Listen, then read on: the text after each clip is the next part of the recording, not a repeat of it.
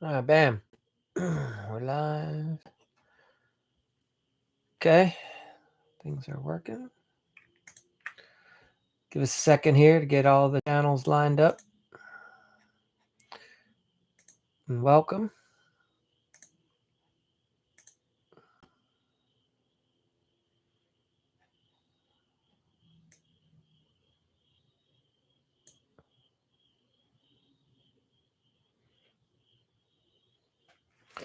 All right. We're going to talk about new hires, hiring. Where's the talent? Welcome. Get started here. Tonight's going to be a quicker one. Probably go about 12 minutes and then we'll have some discussion. All right. So, where's your next employee working now? Right? That's the question. Everybody's like, where are all the guys at? How come I can't find anybody? It's so hard to find someone. All right. Well, the reality is your best employees are already working for somebody else. So I hear so many people will complain and say, but I don't want to get an employee from somewhere else. Where else do you think they are? Have like any company in any industry typically is going to bring on someone who's worked somewhere else first to their company, unless you're hiring like 16-year-old kids to work for you that have never had a job before. So let's get over that dilemma about saying, I don't want to hire someone who's worked somewhere else. It's where all your best people are. So stop saying there's no good workers, because let's be real, your competitors have A-plus players and they're on their cruise. The question isn't whether the talent exists. The question is, why aren't the A-plus players working for you? So here's the deal. Today, we're going to break down how you attract A-plus players to your remodeling business. I'll introduce you to what I call the employee engine. It's a framework so that you stop panic hiring and you start building a crew worth bragging about. The best thing I ever did was hire people that my customers loved. Some of my customers would enjoy talking to my employees more than me, and that's the goal. Okay, it's not a problem.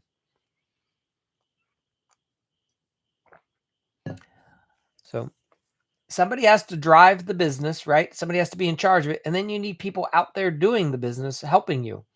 So you want your employees to be awesome. You want your customers to love your employees so that they keep wanting you around. All right. So here you are. You're saying there's no talent, but across town, your competitor, they're doing well. It's called the irrational fear. I don't want to poach. I don't want to look desperate. I'll just wait. Yeah. Waiters lose. Here's the reality, right? Think about any other industry. Think about sports teams, realtors, bankers, welders, coaches, college, people that work at colleges, people that work at middle schools, high schools, school teachers. They move around, right? People are always looking for a better opportunity. If you're a good contractor and you have a good opportunity, you should be proud to be offering that across town to let everyone know, hey, you might be working for my competitor and it might suck there. So maybe you should check out my company. Here's the harsh truth. A-plus players, they don't want to join the broke remodeler. They don't want to join the scatterbrained remodeler, nor do they want to join the disorganized outfit, the guy that has the emotional outbursts and doesn't have his shit together and he's always late. They want to work for somebody who's stable, right? Somebody who has some leadership and they see some growth and they see a future for them there. When I first started, I hired junk employees because that's all I could attract. I didn't have a good system. I was still figuring it out. My first 2 or 3 guys were terrible. And then I started to get a foundation and get momentum. And then I was able to start bringing on top guys. And all my top guys were working for competitors of mine until they weren't. All right. So the reality is, if you're a remodeler, you don't have a hiring problem. You have what's called an attractiveness problem, right? Are you the place that they all want to work for? Think about when a new bar, restaurant, nightclub, anything, something new opens up and it's the place to be. Everybody wants to be there. Where do you think they get all their employees? You know, their hosts and hostesses, their waiters, the bartenders, the barbacks, the cooks. They all come from another place and they're like, we want to be here. That's where the action's at. So if you're the newest remodeling business or you're a newer remodeling business, you want to have that buzz like, damn, that's the place to be. If we're a carpenter, right? If we're a tile sub, whatever it is, we want to work for that guy. He's making shit happen. It's no different. All right. Just have to think differently. Stop thinking like the competitors that you see struggling. You don't have to be that. All right. So you need some frameworks to break down how to go about hiring employees is challenging if you've never done it before. Anyone can say, yeah, I'll pay my neighbor or my girlfriend's kid, sister's kids. They can come work for me for $10 an hour. That's not what I'm talking about. I'm talking about true employees. And you have to have some what we call the remedy questions. You got to get role clarity, right? So before you hire, you have to figure out like who are the players that I need? What do they currently do? Like, do I need a lead carpenter? Am I getting a project manager? Am I just getting a laborer? You have to understand exactly who you want. Where are these people doing it now? Okay. How are they doing it? Like, do you need to drive around to some remodeling projects and start just literally introducing yourself to try to find people? Do you need to hang out at the supply houses and just start introducing yourself to the people buying things?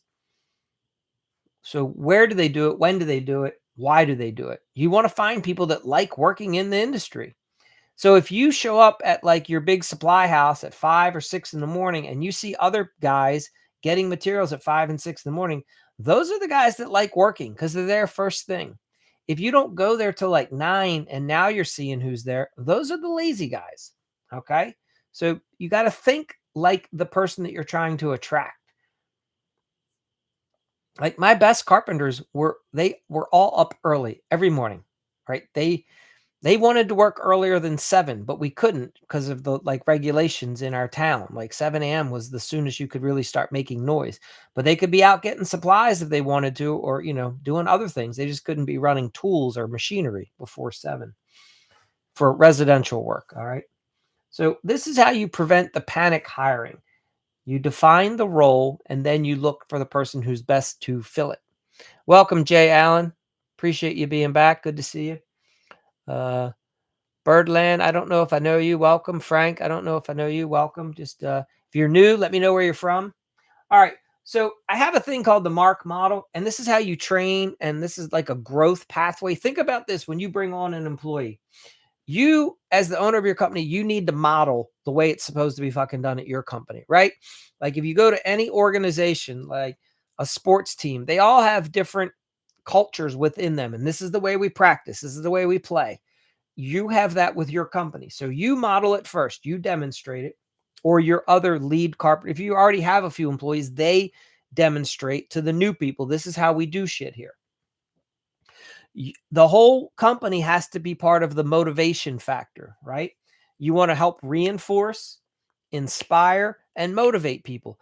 Look, gone are the days where we just talk negative and beat the person up all the time. That was like in the 60s and 70s. Some of us grew up in that, maybe a little 80s, 90s, but that doesn't work. People have way too many choices about where to work today. They want to work in a positive environment. They don't want to be like just hassled all the time. That's different than like ribbing and joking. Like if you have good camaraderie, you can always play practical jokes on each other. But if your concept is I need to make it living hell for the new guy to work here because that's what I had to go through, that's a shitty attitude. And the guy's most likely not going to put up with, they're going to go somewhere else. Like you didn't like it when it was happening to you. Don't be the guy that treats the new people like shit. Be the guy that just does his job and helps encourage when possible. I'm not saying you have to do everything for the person. But what I'm saying is be positive, focus on your work. Does that make sense? The owner of the company or the lead carpenter in the company, somebody has to be the mentor for the new hire.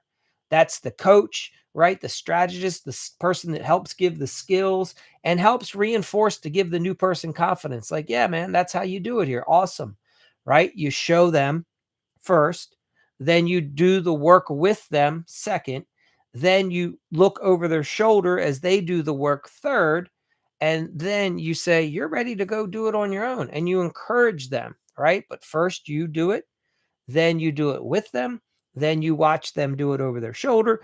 Then the person should be ready to go out and do it on their own. That's what a good mentor, that's how you develop some guys, because not everybody you hire is going to have all the skill and talent you have. They might know this, but they don't know that. And you're also, my opinion, I would never be afraid to train someone to be the master, like an expert. Some guys will be like, well, if I train them that good, they'll go somewhere else. They're only going to go somewhere else for two reasons. One, they've always wanted to start their own business. So let them go. That's fine. They'll be thankful that you taught them a lot of stuff. And then you'll probably have a good partnership down the road. Or two, they just want a different opportunity. And so let them go. Like there is more than enough opportunity for everyone. In my opinion, if the more that you help develop your team and let them become or help them to become proficient and accelerate and become masters at whatever skill they're doing, they're going to appreciate that and want to work for you longer. There are guys that will be willing to put up with other BS that might happen within your company because you do a good job of training them and giving them opportunities, right? And they're learning new skills. I remember I had an amazing carpenter, great framer. He never had set tile in his life, but he could build anything, any pitch, any frame, any roof, any house, like trim work, phenomenal. Setting cabinets, awesome. And I remember one day he's like, man, I'd really like to learn how to set tile and cut tile. So we taught him how to do it. Like we let him work with our tile guy. And he was so excited. I mean, just, I can't tell you, like little things like that can sometimes really make a difference in somebody's level of enjoyment working for you.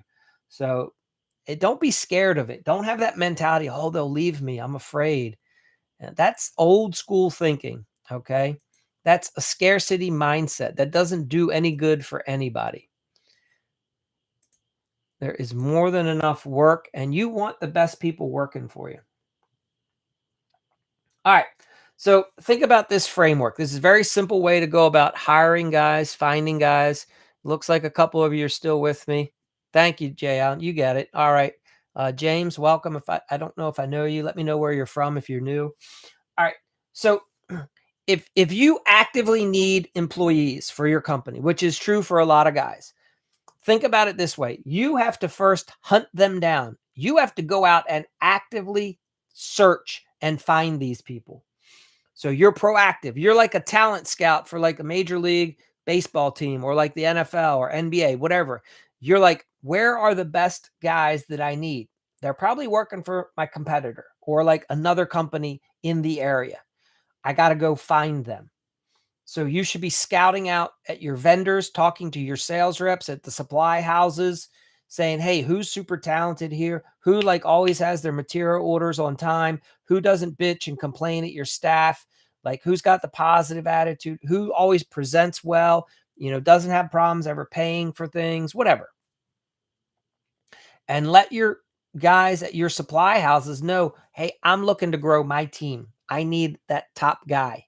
I need the best guy that's available. You should be stopping at job sites. Just if you're driving around town and you see a remodeling or construction project going on and they're doing the thing that you need, if you need a framer and you see framing or whatever, if you see plumbing guys are roughing in and that's what you need, a plumber, you stop and introduce yourself. You never know who those guys are that are going to be working there. Just keep expanding your network. All right. So once you've hunted and found people, now you have to do what I call the identify. You have to see, how do I screen them to see if they have the skill, the mindset, because the skill set I can train, right? So I just need to know that they have a basic aptitude for construction work, which if they're already doing it, then that probably lets me know. But if they're doing it poorly, then no. But you see what I'm saying? But the mindset, the attitude, that is really hard to teach. So when you're interviewing, you have to recognize, is this a good person that has like good values? Are they going to look to screw me whenever I'm not around? Because they like to they're bitter and they feel like that's what they do to their bosses, is whenever the boss isn't around, they fuck off. Or are they just honest, good working person that says, hey, I appreciate the opportunity, boss. Thanks for letting me work here. I get to work at 7. I'm done at 3. And I do my thing. They don't need a ton of oversight. That's the kind of guy I like. And that's what I would think you would want to look for. So you have to look for that when you're hiring, because both people exist. There are people that are going to take advantage of you, and there's people that aren't. You got to weed them out. So once you found the right person, now you're trying to recruit them. That's what the R stands for. So now you're positioning your role that they're going to take in your company. Like, hey, I'm like, for me, I remember telling my lead carpenter, I was like, Bill, when you come in, I'm going to be stepping out. You and I are going to work together on the first project or two, so I can just give you an idea for the standard that I'm looking for our company. And then after that, it's your baby. You're going to be running the jobs. I'm going to be out meeting with the homeowners, selling the projects, right? You're going to be running the jobs. So, and then I helped him understand what was different about my company. Why should he take a chance on me as a new contractor, right? Because the 3 contractors around me all had like 20 years experience. I didn't have that. I was brand new. So I had to explain to him, hey, this is what we do that's a little bit differently here. This is our advantage. This is our edge. You get in with me now, you're going to be the top guy in 3 to 4 years, because we're going to grow. That's where we're trying to get to. So whatever you're trying to do with your business, if you want to just have a crew of 5 guys, you let the guy know, hey, I'm only looking to have 5 guys here at this company. I'd like you to be one of the 5, and let them know how you see them fitting in, like, hey, I plan to work 45 weeks a year. I'd like you to work 48 of them. I don't know, whatever, you just give the guy a foundation for what they're going to do. And then you have to figure out a way to evaluate overall, right? So set some benchmarks. I would recommend that. We talked about this the other night. You do like a 90 to 180 day trial period, probationary period, whatever you call it. You bring them on. You say, hey, I want to make sure it's going to work for you, to work for us. And I want to make sure that for us, you working out as well, right? It's a symbiotic relationship. All right. So if you want A+ players, there needs to be clarity all the way around. We call that the remedy model. You have to have some sort of development system to get it all going. That's where we use the word mark. And then you have to have a structured way of bringing them in. That's the hire framework, where you hunt, identify, recruit, and then lead by example. All right. So just imagine that you walk onto a job site, you see a crew, and they don't need any babysitting. The homeowners trust them and love them, and you're actually getting your job done ahead of schedule. That can be your future remodeling projects when you hire the proper people. Do you see how it all works? You do the hard work now. Yes. Is this more complicated? Sure. Does it take longer to hire a person when you go through a process like this? Absolutely. Will you lose some people? Sure.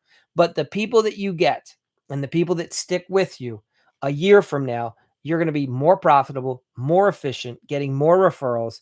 So you're laying the foundation now. All right. Hey, Alaska Lola, it's been some time. Good to see you. All right. So you can use an AI prompt for that. I'll run that real quick, and then we can go open up to any questions anyone has. Welcome, Alex. Alexis, I don't know if I know you. All right. So for the AI prompt, you would say, hey, I run a remodeling business, and I want to attract and keep A+ players, employees. I want to use the hire framework, which is hunt, identify, recruit, evaluate. And I want to use the MARK model, which is to model, motivate, mentor, and master. So help me with the following. I need an outreach script. I need a professional but friendly message that I could say to a carpenter or project manager. All right, Alexis, awesome. Welcome, man. Glad to have you here. And I am going to, I might be hiring the project manager. And this is the person I might notice at a supply house. It should complement their work ethic. I introduce my company as a strong option, and I invite just a low pressure conversation. Hey, if you're ever looking to make a move, we have some positions we're looking to fill, right? You just put it out there. It's kind of like playing tennis. You volley it over and see what they say back. Person might go, I love where I work. The person might say, interesting. All right, I'll talk with you. You never know. So you want to ask some behavioral interview questions. All right. So you're going to ask AI to provide 5 questions that are specific to your role. You're going to want to understand their reliability for showing up, right? How they finish tasks that they find frustrating. Um, so if you're like doing plumbing and you know the guy's going to have to go into a crawl space and you recognize, say, hey, how do you handle it if you're in a crawl space and something happens and you don't have all the tools that you need or you don't have all the correct materials? Are you going to cut corners when you're in the crawl space to save the company time and money? Or are you going to get out of the crawl space, go back to the truck, get the proper stuff, come back, do it right the first time? You got to ask these questions because you're going to be shocked at some of the answers you get. You want to find out some questions about their culture and how well do you see them fitting, like the way that they were raised in the world, right? Like some people were raised to just steal. They think that that's the life that you should live. You steal, you take advantage of whoever you can. Other people recognize that that's not the best way to live. So you have to say, what kind of employee do I want to work for me? All right, I see you, Jay Allen. Um, and you have to understand, how do people problem solve? Some people can keep their cool when the shit hits the fan and they'll figure it out. Some people can't. And you just have to understand how this person that you're about to hire responds. And is that going to be appropriate for the role? Okay. So you look for the red flags, the green flags, as they say. And then you would ask AI to set up a 90-day structure where you have some benchmarks. What should I make sure we accomplish in the first 30 days? That's usually the orientation and you shadowing them. And then the 31 to 60 days, that's where it's called task ownership. You're slowly giving them the reins, but you're watching them. They're not on their own yet. Now, once you hit like the 90-day mark, typically at that point, you can start having them do some independent work. Now, for those of you that do everything, like if one project is a kitchen, another one's a bath, then you're going to be doing a deck. This process takes a lot longer because you might be on the kitchen for 8 weeks. And now all of a sudden you're doing a deck for a month and then you're going into a bathroom. So you can see, to fully understand if that person can work with you takes longer. I've had some guys that were amazing, rough carpenters, right? But they could not do finished work for the life of them. You see what I'm saying? So you have to, it's just everyone has their skill set. Some guys can do both, some can't. All right, that's my content. What about bid, estimate, and proposal? I'm just opening my business. Alexis, yeah, man. We'll break that down a little. Hold on. If you saw that video, it can be eye-opening for sure, right? Let's do this. If does anyone have any employee-related questions? Otherwise, I'll shift gears for a minute and we can talk about estimate, bid, proposal.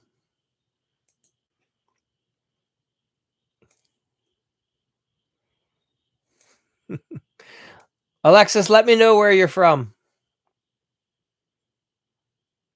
You're good? All right, Jan.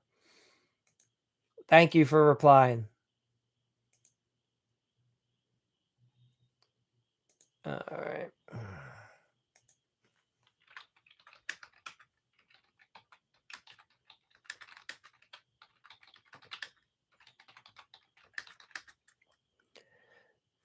I'll get all right. Alexis, if you're still here, give me a second. Let me know where you're from, Alexis. Like what part of the country you work in. Estimate.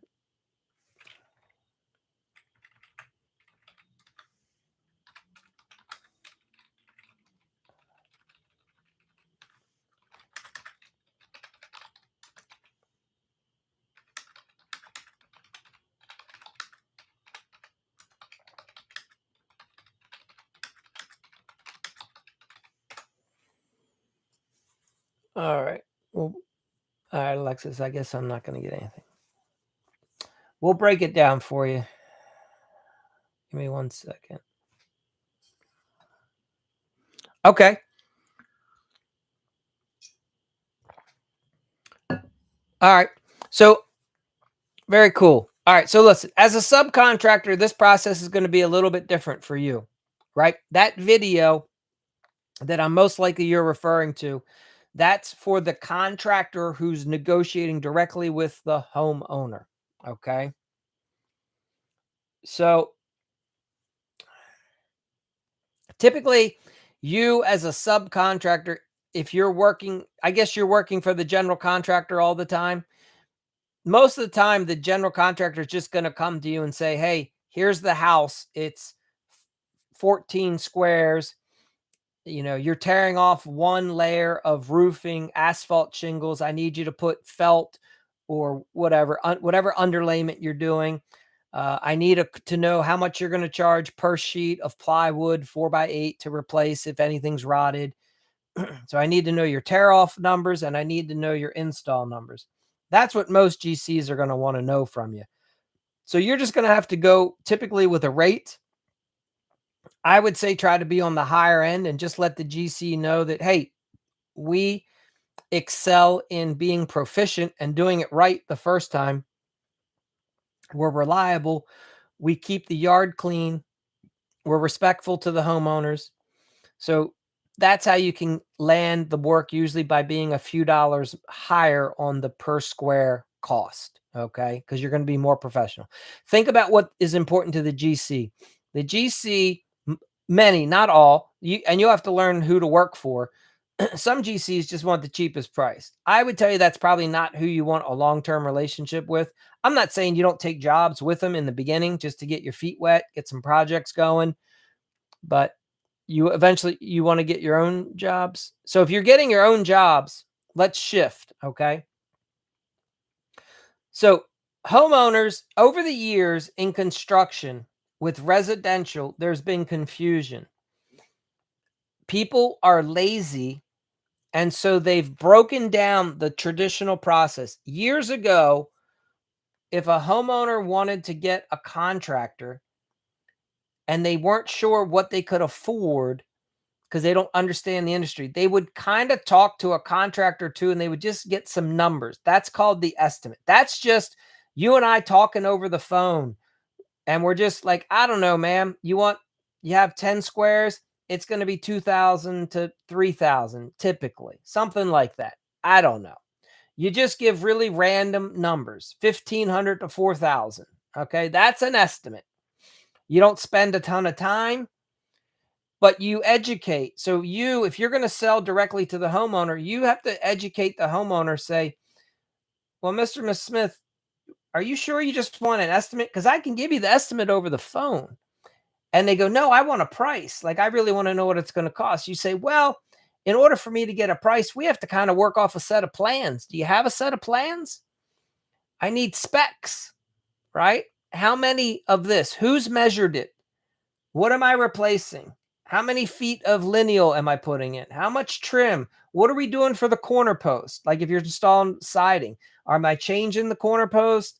You know, all these little things. Am I putting fan fold under the siding? Am I buying the siding that has the insulation in the siding? Am I only putting Tyvek? Like, and the homeowner's going to be like, I don't know. I just want more siding. I just asked the other guy for a siding estimate. Say, well, listen, ma'am, I hear that and I understand that, but this is the way the industry works. In order for your price to be proper, we need someone to come up with a set of specs, a plan, right?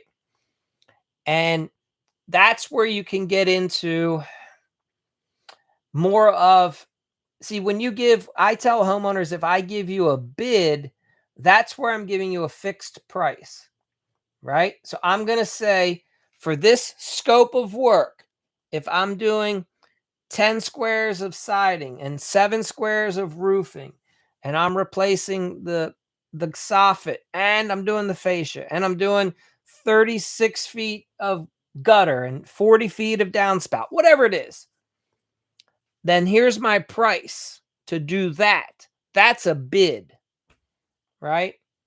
The proposal, that's your whole, that's the whole process. That's the sales, that's the scope. It's the whole story. You sit down with the homeowner, and this is where you try to close the deal, right? You have an idea. You and the homeowner kind of talked about the estimate at some point. You were like, hey, Mr. Miss Smith, to do the work you want to do, I don't know, it might be 25, it might be 45. The only way I can narrow down that number is by you and I talking a little bit more and coming up with some particulars, a true scope of work, a set of plans, a drawing, whatever, specs.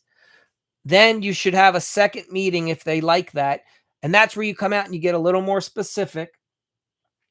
Then you can come up with your actual price, and that's where you do your proposal. Now, you and the homeowner are talking, and you're like, well, Mr. and Miss Smith, I've looked at all these things. You said you wanted this, you said you wanted that. So, for me to do all of that, here is now what your price is, right? So, that's the, in a sense, the process. Let me know if that makes sense.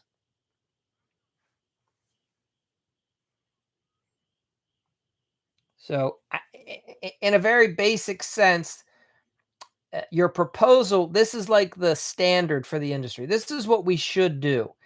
So it's the sales and the scope. It's a document, right? It's a story. It explains, you explain what the client's problem is. Then you help them understand that your solution. Hey, we're licensed, we're insured, we're experienced, we're professional. This is my solution. I think we should go about doing it this way. Here's the process. We would start here. We would do the demo, blah, blah, blah. Here's my timeline.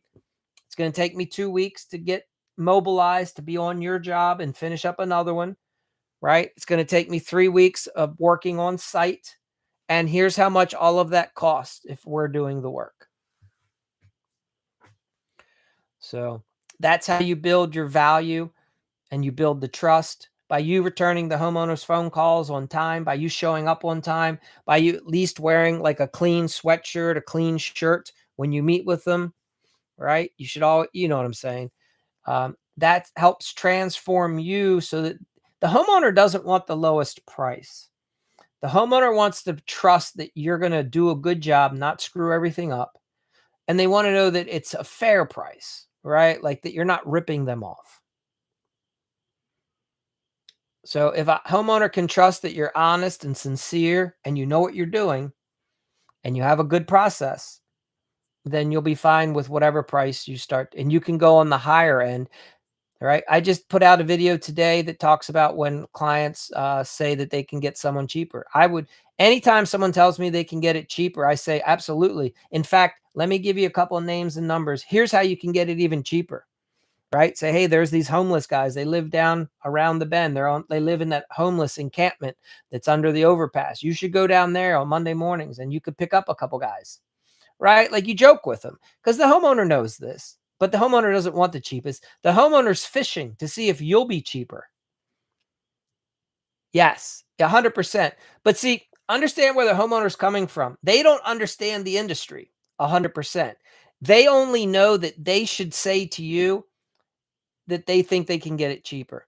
And understand this, a lot, especially homeowners that went to college and work at a corporate job, they often feel that they're a little bit better than a contractor because in their world, they dress nice, they go to a little fancy office, they work in a nice little cubicle, right? Everything's neat, clean, organized, and you look at when you go to like any of the supply houses, like a Home Depot's, Lowe's, Menards, you name it, whatever. I mean, look how sloppy most contractors are. I mean, you know what I'm saying? Like trash is all over the vehicles. The vehicles look like trash. The guy looks like he just woke up. You know what I mean? Like people just don't really take good care of themselves, typically in remodeling. So a lot of homeowners judge that and they look down on contractors. And that's when they start going, well, I'm not going to pay that guy that much money. I mean, he's just a lowly contractor. Whereas if you show up and you just present well and you can communicate well and your paperwork is clean and organized, not all destroyed, and you didn't spill soda on it. You know what I mean? You're not writing stuff down on like the back of a takeout menu. You know what I mean? Like guys do this stupid shit.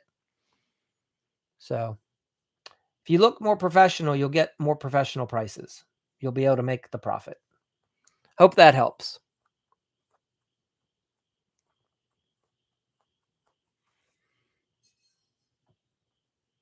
But you have to explain it to the homeowner.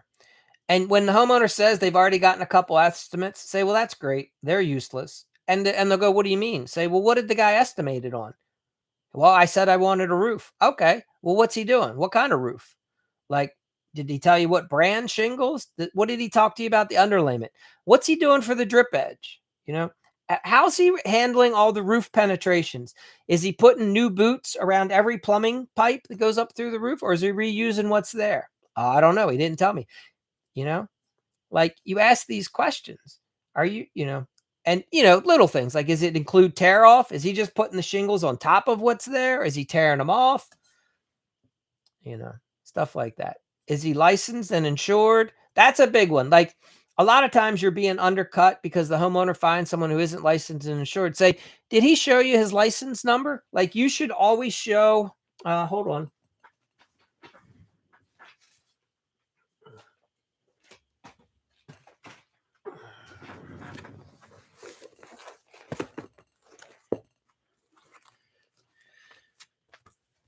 You should carry your license with you all the time. Like any licenses that you have to be in business,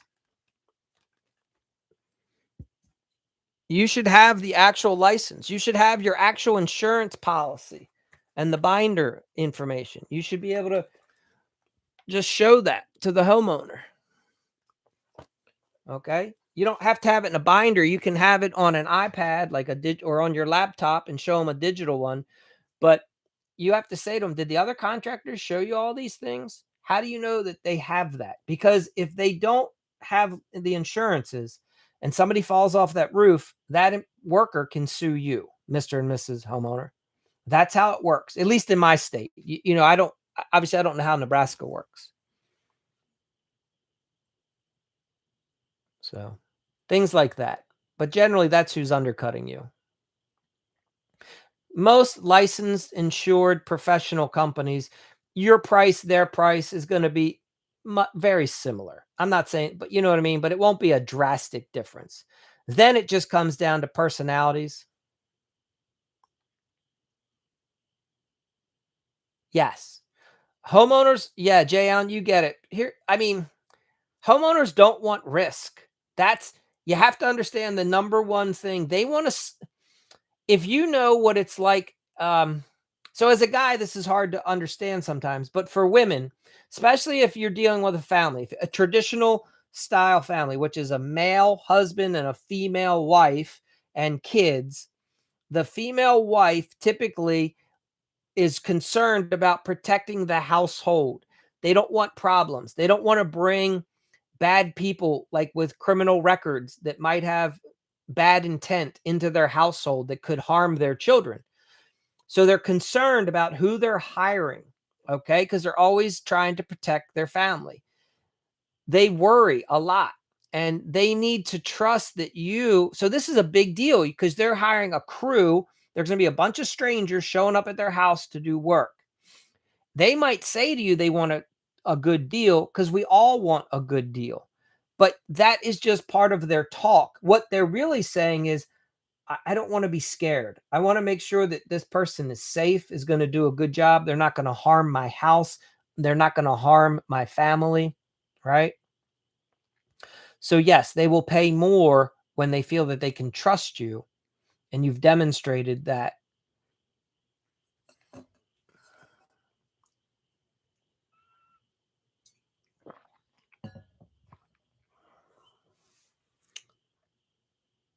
So very good. All right. So hopefully that helps answer that. Yeah, the more you do it, Jay Allen, you'll see. And again, homeowners are always going to ask you for an estimate. That's just the thing that they do. What I try to share with you in the video is you have to do what's called weed the lead. You should go to my website, theremodelingacademy.com. There's a tab, weed the lead, I think it's called. You can download the form for free. There's a video that you can watch. It's all free. And it shows you how to ask questions over the phone before you ever meet with someone. That's going to help you start setting up yourself as a true professional. Okay, so it makes the whole process easier. You should be able to, once you've been doing roofing, siding, windows, gutters, downspouts for a few months, you should be able to figure out pretty quickly what certain things sort of cost in your area based off of when the homeowner calls, you ask, "Hey, what's your address?" Hopefully, you shouldn't be driving when you're taking these calls. You should be if you can be in your vehicle, but the vehicle should be parked because you want to pull up your laptop, and while you're talking to them, you can do a Google search real quick and find out where their house is. So you can be looking at the Google Street View while you're talking to them over the phone. So if you do exterior work, so you can already start to understand. You're like, damn, I just did a house like that like 3 weeks ago.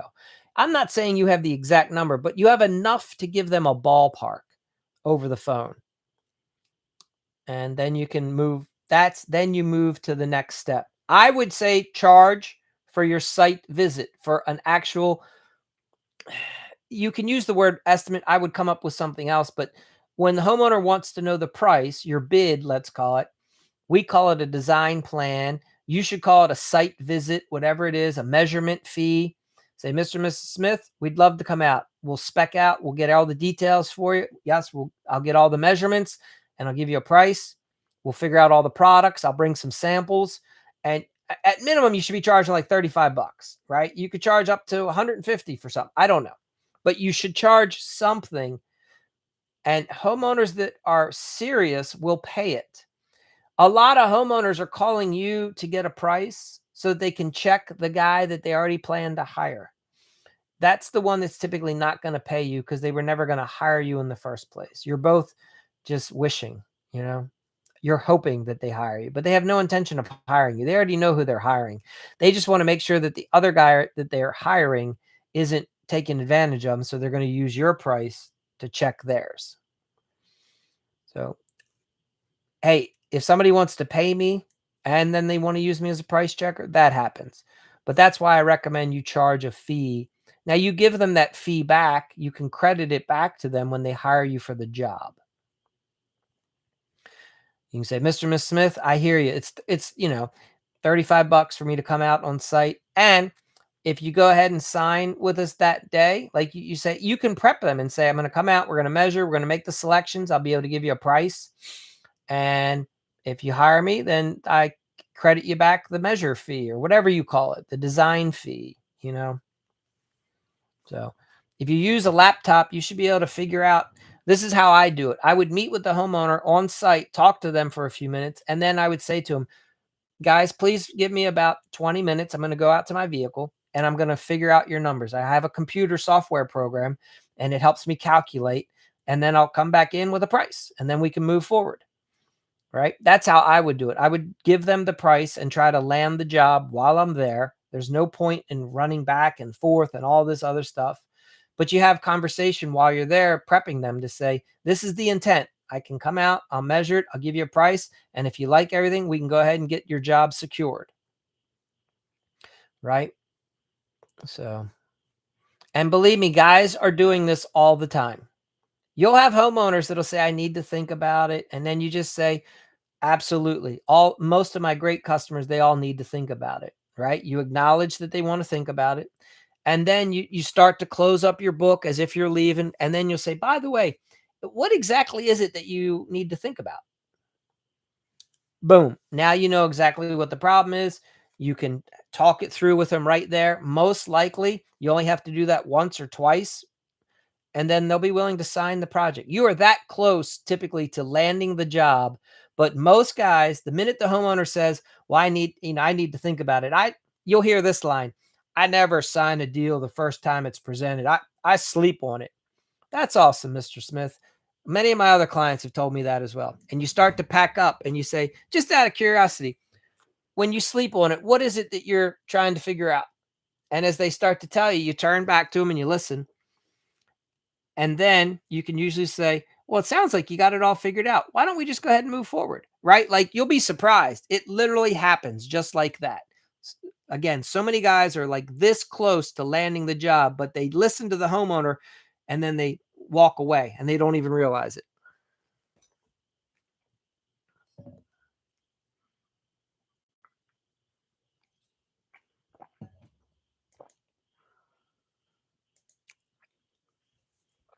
So,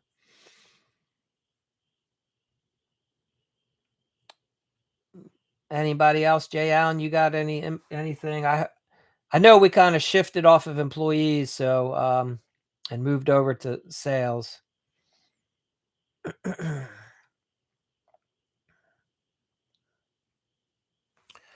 Let's see. Tomorrow night,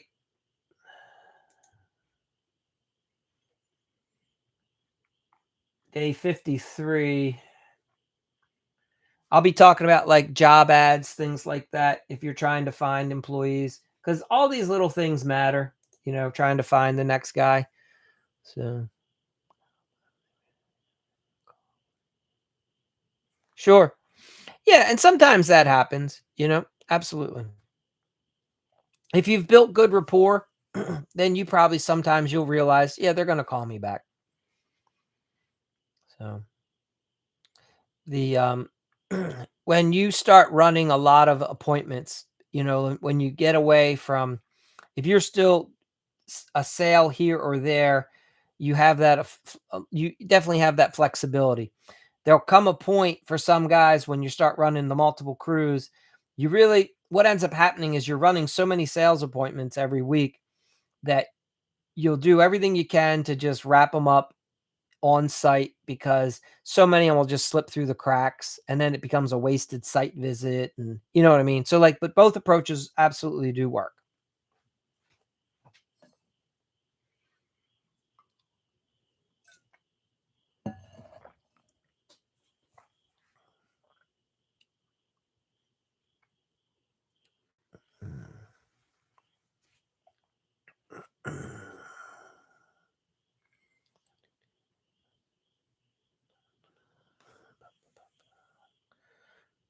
Christopher, welcome. I don't know if I know you. If you're new, if you have any questions, pop in, let me know. Let me know where you're from.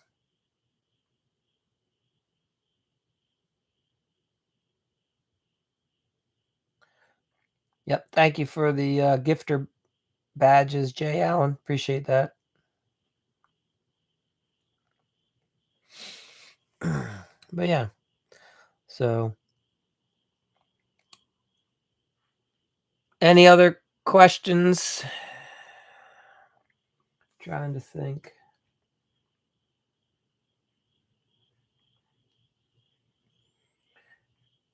For those of you, if you do hire new guys, it's that framework I was saying, the 3 steps is real important with new guys. Like, the best way to teach someone is you do it first, you have them watch you do it.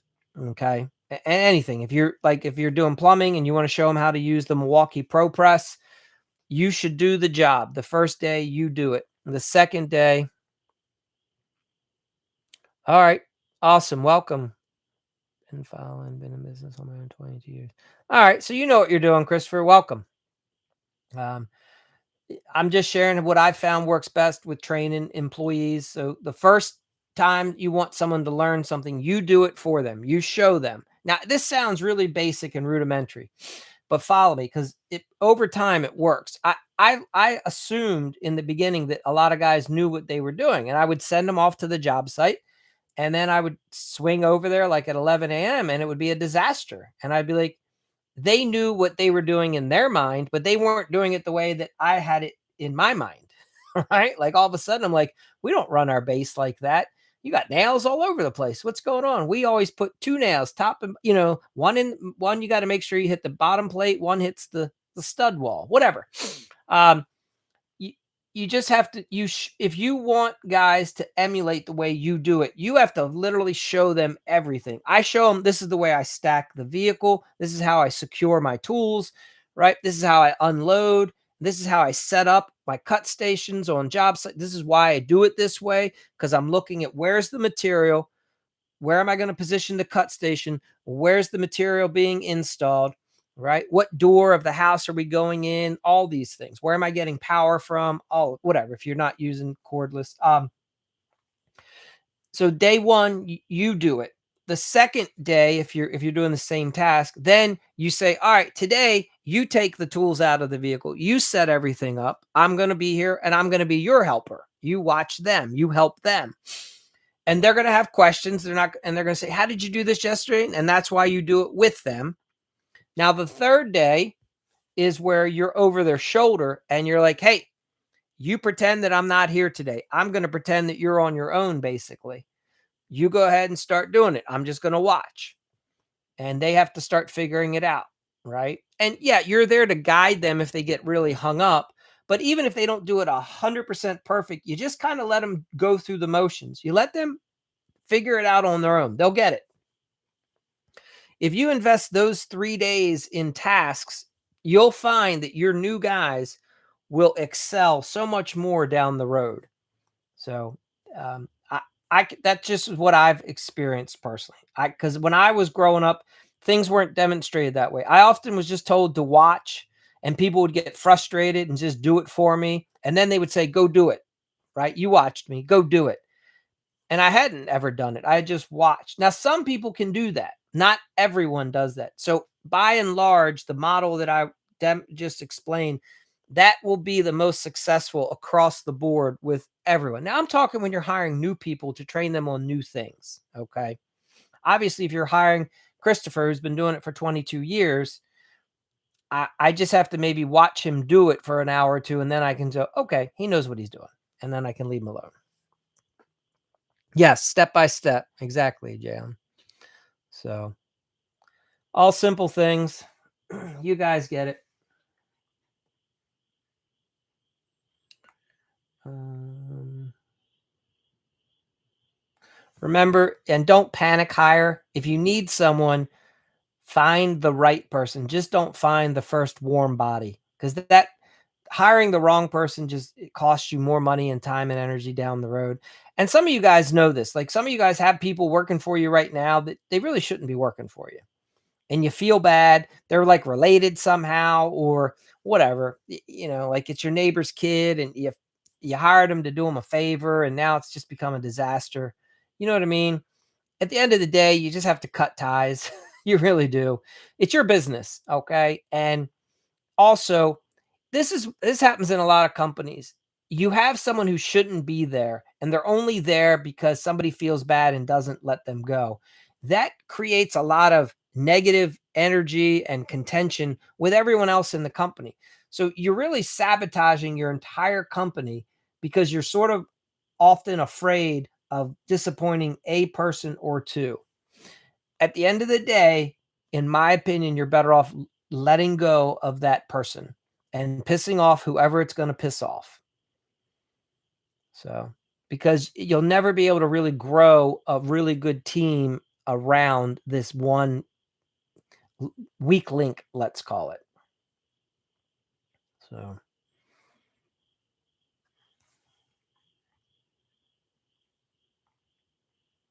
but I get it. It's scary when you're in the moment doing it, right? But it works. Believe me, trust, have faith. Plus, when you let go of the bad person, all of a sudden the world opens up and now you can bring on the good person who never would have come and joined you if you tried to hire him on top of keeping the bad person. So that's usually how it works. All right. I think that's everything for tonight. I appreciate you guys. Unless somebody has a specific question, we'll bounce. Tomorrow we'll talk about job descriptions. If you guys, when you hop in, if you're there tomorrow and you have a specific employee, let me know. I use a web-based program for hiring people. It's called Zapplicate.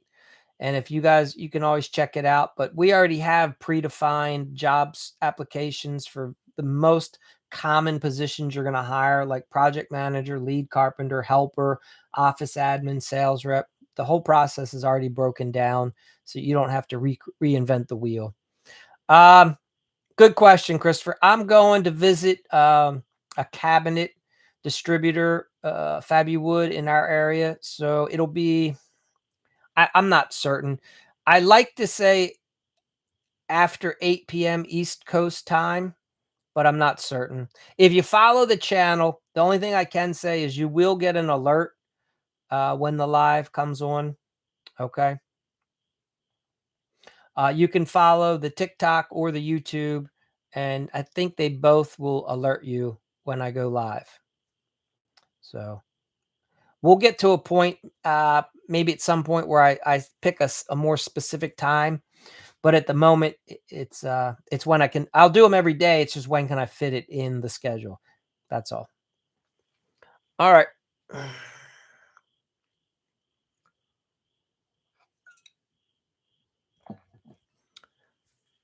Thanks for joining. Jay Allen, as always, thank you. Appreciate you being here. And Christopher, good to meet you. Thanks for hopping in and contributing. You guys have a great night. Take care.